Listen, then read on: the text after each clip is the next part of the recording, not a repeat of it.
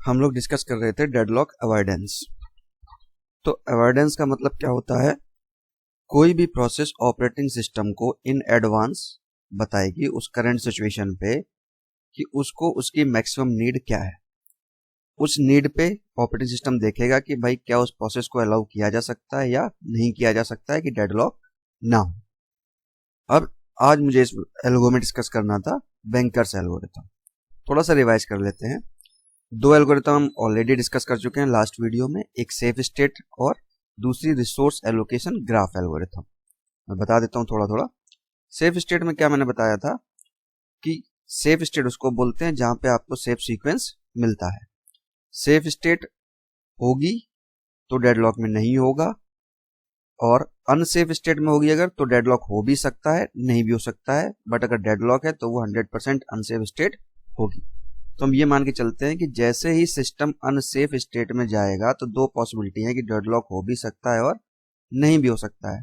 तो हम कोशिश करते हैं कि जैसे ही सिस्टम अनसेफ स्टेट में जाए तो हम उसकी परमिशन, जो नेक्स्ट प्रोसेस आती है उसको परमिशन नहीं देते हैं। मैंने फिर आपको एक एग्जाम्पल दिया था, इस एग्जाम्पल के हिसाब से आपको सेफ सीक्वेंस निकालना बताया था। तो सेफ स्टेट यही कहता है कि अगर आपको सेफ सीक्वेंस मिल जाता है तो वो सिस्टम जो है वो डेडलॉक में नहीं होगा। अगर सेफ सीक्वेंस नहीं मिलता है दैट मीन्स वो सेफ स्टेट नहीं होगी। मतलब सारा चीज डिपेंड करता था सेफ सीक्वेंस पे। जैसे ही सेफ सीक्वेंस मिल जाता है दैट मीन्स सिस्टम सेफ है, अगर सेफ सीक्वेंस नहीं मिलता था दैट मीन्स वो सिस्टम सेफ नहीं है। अब दूसरा फिर मैंने आपको बताया था रिसोर्स एलोकेशन ग्राफ एल्गोरिथम। इसमें रिसोर्स एलोकेशन ग्राफ बताया था और ग्राफ एल्गोरिथम बताया था। इसका भी इंट्रोडक्शन दिया था, रिसोर्स एलोकेशन ग्राफ एल्गोरिथम बताया था। इस एल्गोरिथम में मैंने आपको पहले तो ये बताया था कि एज क्या होती है, कैसे कैसे रिप्रेजेंटेशन होता है ग्राफ का। फिर ये एग्जाम्पल लेके बताया था कि डेडलॉक कैसे हैंडल होता है, लास्ट वीडियो में सारा डिस्कस किया था। इसके बाद रिसोर्स एलोकेशन ग्राफ एल्गोरिथम बताया था। यहाँ पर एक नया कॉन्सेप्ट आया था क्लेम एज का, है ना। तो ये मैं आपको बता चुका था कि ऑपरेटिंग सिस्टम में कोई भी प्रोसेस पहले से बताती है कि इन फ्यूचर क्या क्या रिक्वेस्ट रिसोर्स की जरूरत पड़ सकती है, तो वो उसको पहले क्लेम एज से रिप्रेजेंट करता है। ठीक, पहले तो ये बताता है इन एडवांस कि क्लेम चाहिए मुझे, तो वो क्लेम एज के थ्रू बताता है कि मुझे जरूरत पड़ सकती है। अब इन फ्यूचर जब उसको जरूरत पड़ जाती है तो वो क्लेम एज को किस में कन्वर्ट कर लेता है? रिक्वेस्ट एज में, है ना। क्लेम एज कन्वर्ट हो जाएगी रिक्वेस्ट एज में। पहले तो इन एडवांस जब बताएगा तो क्लेम एज, और जब जरूरत पड़ जाएगी इस तरीके से तो वो कन्वर्ट कर लेगा रिक्वेस्ट एज में, है ना। फिर रिक्वेस्ट एज जब इसको ये रिसोर्स दे दिया जाता है तो रिक्वेस्ट एज कन्वर्ट हो जाती है किसमें? असाइनमेंट एज में। तब रिक्वेस्ट एज हमारी कन्वर्ट हो जाती है किसमें? असाइनमेंट एज में। इन फ्यूचर जरूरत पड़ी क्लेम एज, एट उस टाइम पे उसको जरूरत पड़ी तो वो कन्वर्ट हो गई रिक्वेस्ट एज में। भाई इसका मतलब क्या है? मुझे जरूरत पड़ सकती है, इसका मतलब क्या है? जरूरत पड़ गई है। तो जब इसको दिया जाएगा तो वो कन्वर्ट हो जाएगी किसमें? असाइनमेंट एज में, है ना। और जब उसका काम फिनिश हो जाएगा तो असाइनमेंट एज अगेन कन्वर्ट हो जाएगी किसमें? क्लेम एज में। तो ये कन्वर्जन मैंने आपको लास्ट वीडियो में डिस्कस करके बताया था, ठीक है ना। लास्ट वीडियो में जब हम यहाँ डिस्कस कर रहे थे, शायद मैं वीडियो देख रहा था, तो मैंने शायद यहाँ पे ये बता दिया कि क्लेम एज और कन्वर्ट तो रिक्वेस्ट एज में होती है, बट मैंने शायद असाइनमेंट वर्ड यूज कर दिया था, तो प्लीज करेक्ट कर लीजिएगा इसको। होता क्या है, कोई भी प्रोसेस जब किसी रिसोर्स के लिए इन एडवांस बताती है तब तो वो होता है क्लेम एज, है ना। लास्ट में मैंने एग्जाम्पल लेके बताया भी है लास्ट वीडियो में, वहां कोई दिक्कत नहीं है। बस सिंपल इतना समझना है कि जब इन एडवांस बताती है तो वो क्लेम एज होती है। फिर जब उस टाइम पे उसको जरूरत पड़ती है तो वो रिक्वेस्ट करती है, तो क्लेम एज कन्वर्ट हो जाती है किसमें? रिक्वेस्ट एज में, ठीक है ना। और कुछ नहीं है, सारा सिनेरियो वही है।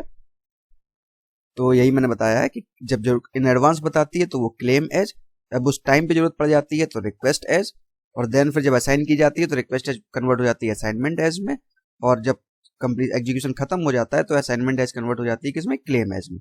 तो यहाँ पे देखने वाली बात ये थी कि जब आप असाइनमेंट देते हैं तो वहां पर कोई भी साइकिल डिटेक्ट नहीं होनी चाहिए। अगर साइकिल डिटेक्ट हो जाती है दैट मीन्स वो सिस्टम अनसेफ हो गया, हम उस प्रोसेस को एग्जीक्यूशन में नहीं जाने देंगे। ठीक, अब देखो जो हमारा रिसोर्स एलोकेशन ग्राफ एल्गोरिथम है ये वन इंस्टेंस पे काम करता है, works only with one instance. आप देखिए ये जो है ना ग्राफ बनाया, इस रिसोर्स का भी एक ही इंस्टेंस कंसीडर किया है, इसका भी एक ही इंस्टेंस कंसीडर किया हुआ है, मल्टीपल इंस्टेंस नहीं कंसीडर किया है ना। तो अभी मैंने जो आपको दो एल्गोरिथम बताई, एक तो सेफ स्टेट सेफ सीक्वेंस निकालना, और दूसरा रिसोर्स एलोकेशन एल्गोरिथम, वो सिंगल इंस्टेंस पे काम करती है। अब मल्टीपल इंस्टेंस पे क्या काम करेगा? तो मल्टीपल इंस्टेंस के लिए आ गई हमारे पास बैंकर्स एल्गोरिथम। बात समझ में आ गई? कोई भी रिसोर्स है, उस रिसोर्स का अगर सिंगल इंस्टेंस है तो आपका रिसोर्स रिक्वेस्ट एल्गोरिथम से काम चल जाएगा। रिसोर्स एलोकेशन ग्राफ एलो, ठीक है, रिसोर्स एलोकेशन ग्राफ से हम कंप्यूट कर सकते हैं। बट अगर किसी रिसोर्स के मल्टीपल इंस्टेंस दे दिए गए, सपोज करो इसके 2 इंस्टेंस हैं एक रिसोर्स के, तो यहां पर आप साइकिल नहीं निकाल पाएंगे। अब देखिए जो मैंने फिगर बनाया था इसमें सभी को सिंगल इंस्टेंस ट्रीट किया गया है।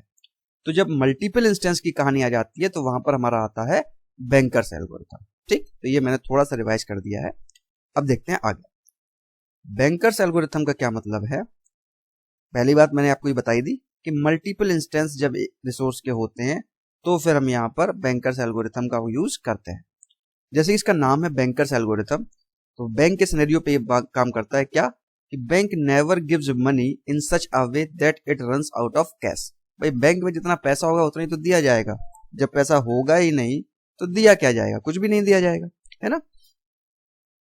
अब बैंकर्स एल्गोरिथम के रेफरेंस में हम लोग 4 वेरिएबल्स यूज करते हैं। कौन कौन से? अवेलेबल, मैक्स, एलोकेशन और नीड। इसका मतलब समझिए, अवेलेबल का मतलब है number of available resources of each type, कि कितना रिसोर्स अवेलेबल है। मैक्सिमम मतलब maximum demand of each process की, एक प्रोसेस की मैक्सिमम डिमांड कितनी होगी। एलोकेशन मतलब कितनी एलोकेट की जा चुकी है, number of currently allocated resource of each type two each process. Need मतलब नीड हम निकालते हैं, नीड का मतलब है नीड ऑफ रिमेनिंग रिसोर्स, और निकालते कैसे हैं? Maximum minus allocation, maximum minus allocation. ठीक, ये 4 वेरिएबल्स यूज होंगे, आगे इसका डिटेल में पढ़ेंगे। अब देखिए bankers algorithm consist of 2 part, 2 part में चलती है बैंकर्स एल्गोरिथम। कौन कौन सी? एक तो होती है सेफ्टी एल्गोरिथम और एक होती है resource request algorithm. Safety algorithm क्या फाइंड आउट करती है?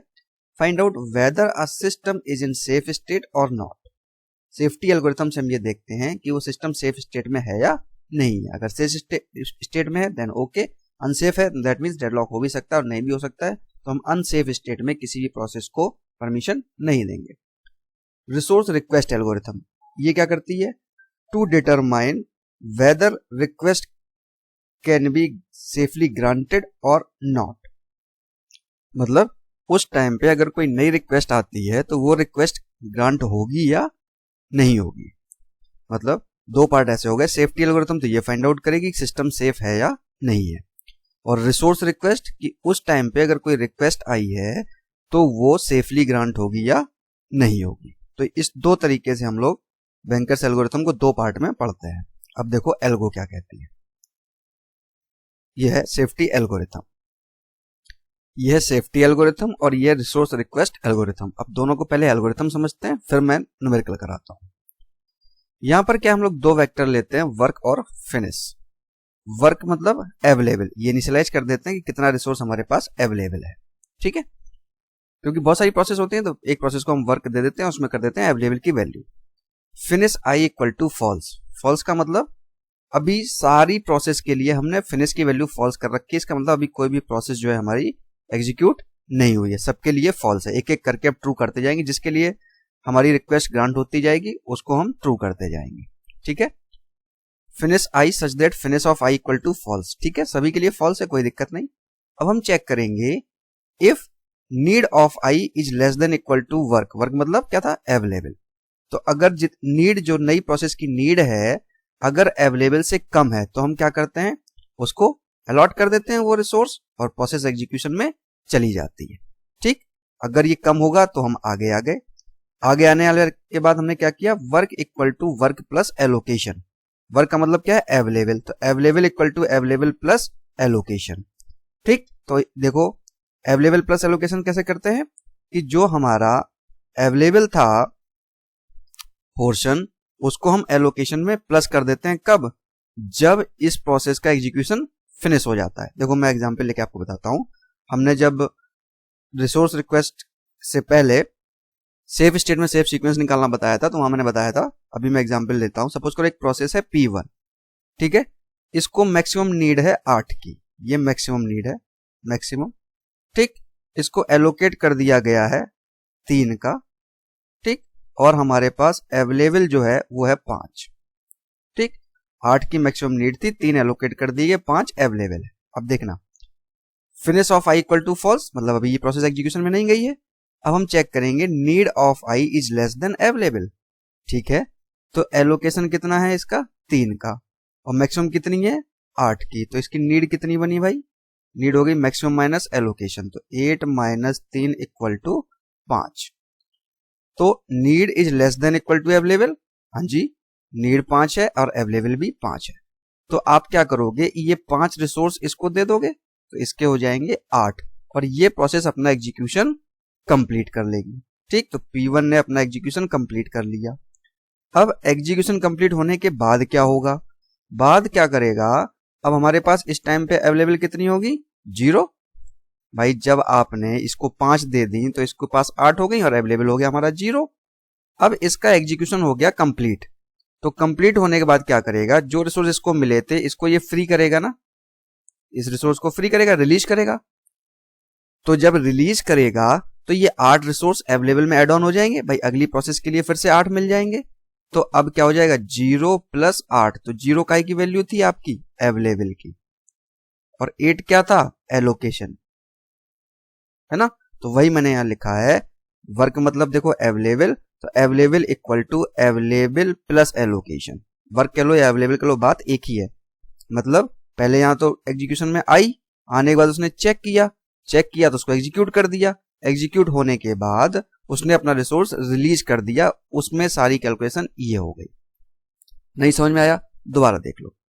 प्रोसेस P2 है सपोज करो, इसको मैक्सिमम नीड है 3 की, एलोकेट कर दिया गया है 1, और अवेलेबल है हमारे पास 3।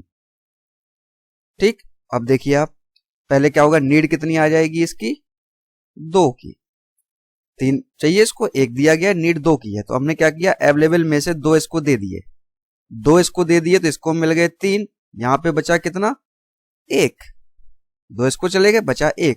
अब इसने अपना एग्जीक्यूशन कर लिया फिनिश कर लिया, तो ये अपने तीनों रिसोर्स फ्री कर देगा, फ्री करेगा तो क्या होगा, अवेलेबल कितना बचा था, 1। ये 3 रिसोर्स अपना फ्री कर रहा है, तो 3 + 1 इक्वल टू क्या हो जाएगा, 4। तो यही बात मैंने यहां पर लिखी है, ये 1 क्या था, अवेलेबल, और 3 क्या थी, जो इसको एलोकेट हुई थी, अवेलेबल प्लस एलोकेशन। तो वही मैंने यहां पर लिखा है, available equal to available plus allocation. Available कहो या वर्क कहो, बात एक ही है। बात समझ में आ गई। अब finish i equal to true, मतलब ये प्रोसेस हमारी एग्जीक्यूट हो चुकी है। ठीक, अब वापस चले जाइए स्टेप 2 में, फिर दूसरी प्रोसेस को लीजिए, फिर तीसरी प्रोसेस को लीजिए, फिर चौथी प्रोसेस को लीजिए, इस तरीके से एग्जीक्यूशन में जाता रहेगा।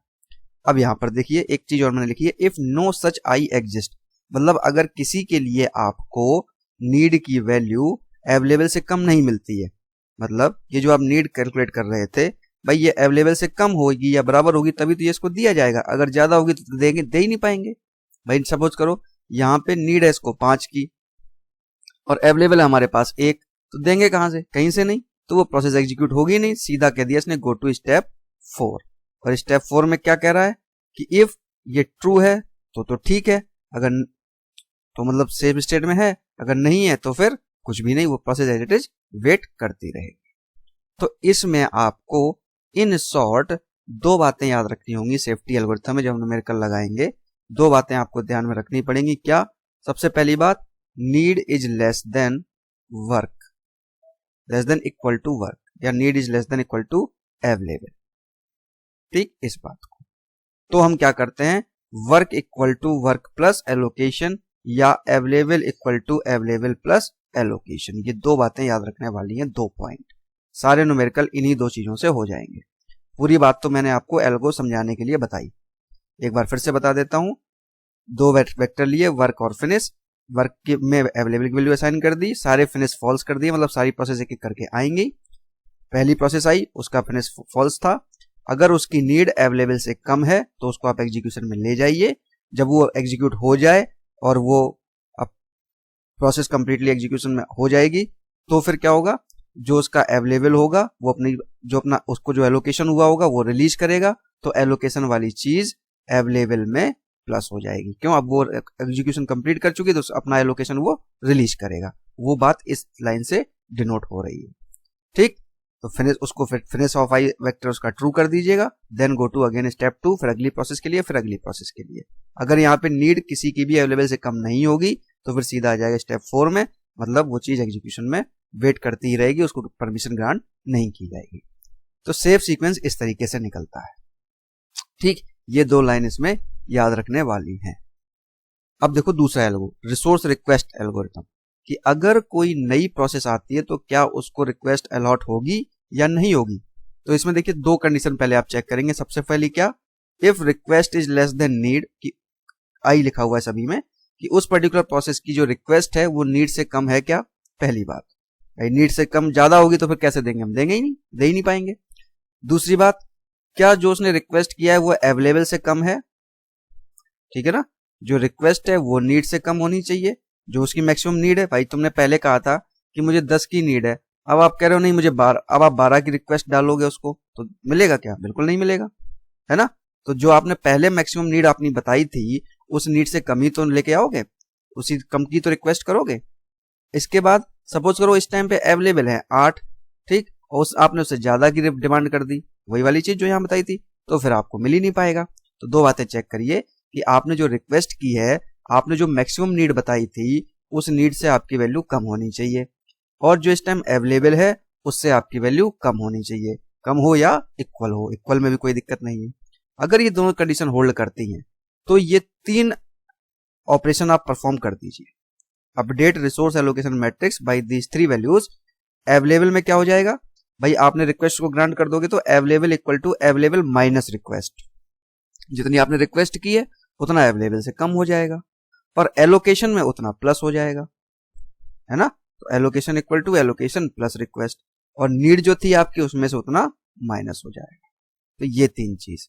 अब जब आप ये 3 चीज करोगे फिर आप क्या करोगे, सेफ्टी एल्गोरिथम का यूज करते हुए चेक करोगे, इस एल्गोरिथम का यूज करते हुए कि अब जो रिजल्टिंग है वो सेफ स्टेट में मिल रहा है या नहीं मिल रहा है।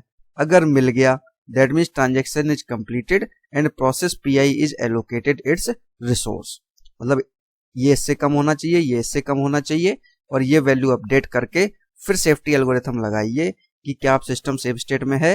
अगर है तो वो प्रोसेस एग्जीक्यूट हो जाएगी और प्रोसेस को उसका रिसोर्स मिल जाएगा। अगर आपने सेफ्टी एल्गोरिथम लगाया और सेफ सीक्वेंस नहीं मिला, मतलब कि आपकी जो नई स्टेट है वो अनसेफ है, तो हम क्या करेंगे, resource allocation matrix is rolled back.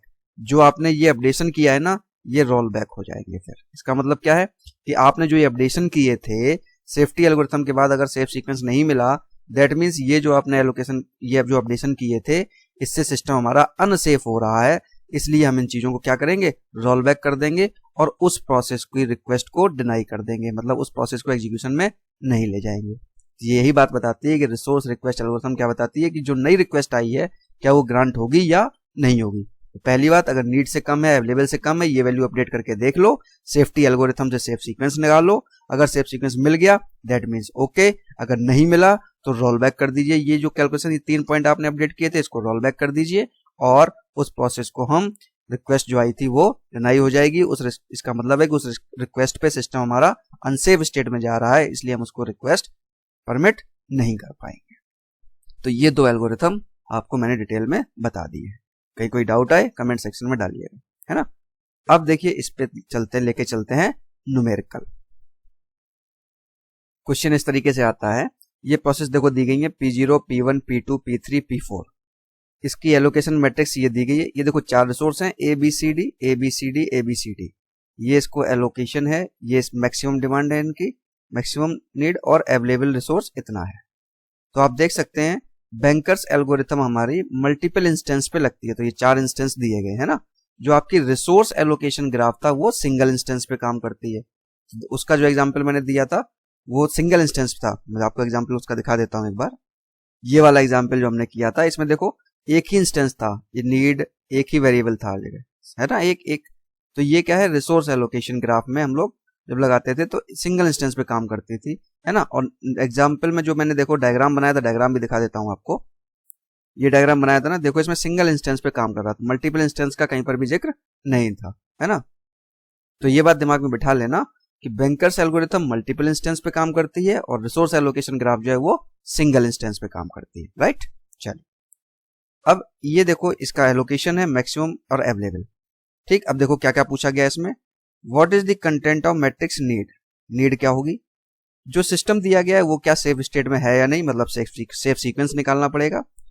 अब if a request from P1 arrives this can the request be granted immediately और नॉट, मतलब P1 प्रोसेस जो है अगर इस के लिए रिक्वेस्ट करती है इस क्राइटेरिया पे तो क्या वो ग्रांट होगी या नहीं होगी। ठीक है, अब देखो एक एक करके इस एग्जांपल को करते हैं। पहले निकालते हैं नीड। सिंपल सी बात, नीड का मैंने आपको फॉर्मूला बताया था। नीड इक्वल टू क्या होता है, मैक्सिमम माइनस एलोकेशन, है ना। तो ये आपको प्रोसेस दी गई है P0, P1, P2, P3, P4, इसका एलोकेशन मैक्सिमम अवेलेबल दिया गया है। नीड आप निकाल लीजिए, कैसे निकालेंगे, maximum minus allocation, simple formula है तो कर दीजिए। 0 0 1 2, इधर 0 0 1 2, तो 0 में से 0 गया तो 0 बचेगा, 0 में से 0 गया फिर 0, 1 में से 1 गया 0, 2 में से 2 गया 0, इधर देखिए 1 में से 1 गया 0, इधर तीनों 0 है तो वही बच जाएगा 750, तो यह आ गया 750। इधर 2 में से 1 गया तो 1, 3 में से 3 गया 0, 5 में से 5 गया 0, 6 में से 4 गया 2, इधर देखिए 0 6 तो 0 0, 6 में से 6 गया 0, 5 में से 3 गया 2 और 2 में से 2 गया 0, इधर देखिए 0 6 में से 1 गया, सॉरी 6 में से 0 गया 6, 5 में से 1 गया 4, 6 में से 4 गया 2। ठीक, इस तरीके से आप हर एक प्रोसेस की नीड निकाल लेंगे, बिल्कुल सिंपल है। Need equal to maximum minus allocation. अब दूसरा क्या क्वेश्चन पूछा गया है, is the system in a safe state और नॉट, मतलब इससे सेफ सीक्वेंस हमको निकालना है। ठीक है, सेफ सीक्वेंस करने के लिए क्या है, सेफ्टी एल्गोरिथम मैंने आपको बताई थी। देखो सेफ्टी एल्गोरिथम कैसे लगेगी, ये है सेफ सीक्वेंस, है ना। आपको निकालना है सेफ्टी सीक्वेंस। मैंने काम की चीज यहाँ शॉर्ट में लिख दी है, वहीं से निकाल के फॉर्मूले से आपको मैंने बताया था। दो बातें याद रखनी है, क्या, need is less than available, पहली बात, if this then available equal to available plus allocation. Clear. अब देखिए हम सेफ्टी सीक्वेंस निकालने की बताते हैं आपको। ये एलोकेशन दिया गया था, ये मैक्सिमम दिया गया था, नीड हमने अभी कैलकुलेट की है और अवेलेबल ये दिया गया था, नीड हमने निकाल के यहाँ पे सेट कर दी। अब देखो प्रोसेस P0, तो P0 के लिए need is less than available, इसकी नीड ये है, क्या ये चीज अवेलेबल से कम है, हर एक इंस्टेंस के लिए अलग अलग चेक करेंगे। 0 0 0 0 तो सारे ही कम है, ठीक है, तो P0 हमारी एग्जीक्यूशन में चली गई। Available equal to available plus allocation, तो available equal to available plus allocation, available कितना है दिस, अवेलेबल ये दिया गया था 1520 प्लस एलोकेशन इसका कितना है 0012, तो 0012, तो अब कितना बचेगा, तो ये तो 1 और 5, ये दोनों रिसोर्स तो इतने ही बचे रहेंगे, इसके इंस्टेंस इतने ही। 2 + 1 कितना हो गया 3, 0 + 2 कितना हो गया 2। ये ABCD चारों रिसोर्स के लिए हैं, आप चाहे तो लिख लीजिएगा, चाहे वैसे समझ लीजिए। तो अब हमारा नेक्स्ट अवेलेबल क्या हो गया 1532 और P0 एग्जीक्यूट हो गई। अब आ जाइए P1 पे। P1 में देखिए इसकी नीड ये है, क्या इसकी नीड हमारे नेक्स्ट अवेलेबल से कम है, इसकी नीड है ये, अवेलेबल कितना है दिस वन, देखो 0 तो कम है, बट देखिए यहाँ 7 है यहाँ 5 है, तो ये ज्यादा हो गई भाई। तो P1 हमारा एग्जीक्यूशन में अभी नहीं जाएगा, P1 वेट करेगा, P1 वेट करेगा। ठीक, P2 के लिए अब चेक करिए 1002, इसकी नीड ये है, देखिए जरा 0 0 तो ठीक है, 1 और 2 तो 1 इसके इक्वल है और 2 भी इसके इक्वल है। ऑलराइट, तो नीड हमारी जो है less than equal to available criteria satisfy हो रहा है, 1002 1532 से लेस और इक्वल है, तो P2 हमारी एग्जीक्यूशन में चली गई। तो P2 के लिए अपडेशन करिए, क्या, available equal to available plus allocation, तो अब हमारी P2 के लिए अवेलेबल क्या थी 1532 प्लस इसका एलोकेशन कितना था 1354, मतलब एग्जीक्यूट जब ये हो जाएगी तो अपने ये रिसोर्स को फ्री करेगी ना, तो प्लस 1354, तो कितना आ जाएगा 2886, चारों रिसोर्स के लिए होगी 2886, है ना। P2 एग्जीक्यूट हो गई। अब आ जाइए P3 के लिए चेक करिए, P3 के लिए इसका नीड क्या है 0020। तो देखिए क्या इससे नीड और लेस देन और इक्वल है, 0020 बिल्कुल है। तो P3 भी हमारी एग्जीक्यूट हो जाएगी, है ना। तो आप P3 के लिए अपडेट करिए available equal to available plus allocation. तो अवेलेबल कितना है 2886 प्लस इसका एलोकेशन कितना है 0632। 0632 तो कितना हो जाएगा 2 8 6 14, ठीक है, 8 3 11, ठीक है, और 6 और 2 8। तो ये 4 रिसोर्स बच गए। ABCD कितना है 2 14 11 8। इसके बाद P4 के लिए चेक करिए, इसकी नीड 0642। क्या ये हमारी अवेलेबल से लेस है? बिल्कुल 20642, हाँ लेस है। तो P4 भी हमारी एग्जीक्यूट हो जाएगी। एग्जीक्यूट होने पे अब अपडेशन क्या होगा, need is less than available है तो available equal to available plus allocation कर दीजिए। तो 2 14 11 8 प्लस इसकी नीड कितनी थी, सॉरी इसकी एलोकेशन कितनी थी 0014। तो 0014 ये कितना हो जाएगा 2 14 12 और 8 4 12। अब हमारे पास बचा 2 14 12 12, ठीक है ना, इसमें मैंने ऐड कर दिया। ठीक है, अब ये सारी प्रोसेस एग्जीक्यूट हो गई। अब बची कौन सी इसमें P1 बची थी ना। तो अब P1 के लिए चेक करो भाई, अब हमारा अवेलेबल बढ़ता जा रहा है ना। बढ़ता क्यों जा रहा है, क्योंकि जो प्रोसेस कंप्लीट होती जा रही हैं अपनी एग्जीक्यूशन के बाद जितना रिसोर्स उन्होंने होल्ड कर रखा था वो भी तो रिलीज कर रही है। तो वही चीज तो हम इसमें प्लस करते जा रहे हैं कि इतना इसको ऑलरेडी एलोकेटेड था, ये हमने अवेलेबल इसको दे दिया, फिर इसने अपना बचा हुआ अपना जो रिसोर्स होल्ड कर रखा था वो रिलीज कर देगा ना। तो इसलिए रिसोर्स हमारे अवेलेबल बढ़ते जाते हैं। अब चेक करो 0750, अब करंट में क्या है 2 14 12 12 लेस है, बिल्कुल है। तो अब इस स्टेप के बाद हम यहाँ पे लिख देते हैं, आप नीचे ही लिखिएगा या मैं भी नीचे ही लिख देता हूं, कोई दिक्कत नहीं है। अब जो था हमारा बचा है 2 14 12 12। तो 0750 इससे लेस है इक्वल है, हाँ बिल्कुल लेस देन इक्वल है। तो अब P1 हमारी एग्जीक्यूट हो जाएगी। तो अब रिसोर्स ये अपना रिलीज करेगी, तो इसमें प्लस कर दीजिए। इसका एलोकेशन कितना था 1000, 1000। तो ये क्या हो जाएगा अब 3 14 12 12, ठीक। तो इसका मतलब है कि जो सेफ सीक्वेंस मिला वो हमारा ये मिला, मतलब पहले P0 फिर P2 फिर P3 फिर P4 फिर P1 इस तरीके से एग्जीक्यूट होगी तो हमारा सिस्टम सेफ रहेगा। तो सेफ सीक्वेंस अगर मिल गया दैट मीन्स हमारा सिस्टम जो है सेफ स्टेट में है। तो आप आंसर में लिखेंगे yes this system is in safe state. और टोटल रिसोर्स मतलब कितने हो गए, ये इतने रिसोर्स हमारे पास टोटल फ्री हो गए लास्ट में, ठीक। तो इस तरीके से आप सेफ सीक्वेंस सेफ्टी एल्गोरिथम का यूज करके निकाल सकते हैं। तो वही सेफ्टी एल्गोरिथम की जो याद रखने वाली बात थी वो मैंने यहाँ पे शॉर्ट में लिख दी है, इसको आप याद रखिए। क्या, if need is less than available then allow that process and available equal to available plus allocation। Process आपको मैंने पूरी कंप्लीट बता दी है, ठीक। अब देखते हैं इसका तीसरा पार्ट। तीसरा पार्ट क्या था, इफ अ रिक्वेस्ट P1 जिसकी ये रिक्वेस्ट है can the request be granted immediately, ठीक है। अभी तो सेफ्टी एल्गोरिथम का यूज किया, अब दूसरी एल्गोरिथम इसमें लगेगी कौन सी, रिसोर्स रिक्वेस्ट। रिक्वेस्ट है ना, तो मैंने यहाँ पे लिखा है if a process P1 arrives for this 10420 can the request be granted immediately, ठीक है। तो यहां पर भी मैंने शॉर्ट में आपको लिख दिया है, जो हमारा रिसोर्स रिक्वेस्ट एल्गोरिथम है उसमें ये दो कंडीशन हम चेक करते थे, if request is less than need, request is less than available, then update these 3 values। तो शॉर्ट में इतना आप याद रखिएगा, है ना। अब देखो भाई रिक्वेस्ट कितनी आई है 0420 की, ओके। तो 0420 क्या लेस देन इक्वल है नीड के, नीड कितनी थी भाई, और किस प्रोसेस की बात हो रही है P1 दे रहा है, ठीक है। तो P1 की नीड कितनी थी 0750, तो लिख लीजिए आप 0750। तो 00 से लेस देन इक्वल है, 4 भी इससे लेस देन इक्वल है, 2 भी इससे लेस देन इक्वल है, 0 भी, दैट मीन्स यस ये है। तो आगे चल लेंगे। अब क्या करें, resource is less than available, तो 0420 is less than equal to available.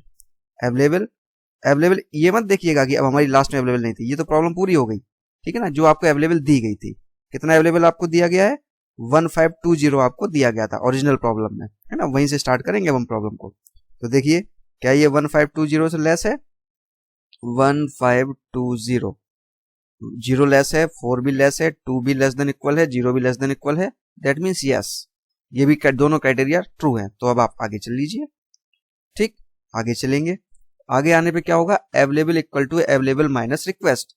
Available कितनी थी, अभी मैंने लिखी है ना ये अवेलेबल 1520 माइनस कर दीजिएगा रिक्वेस्ट ऑफ आई।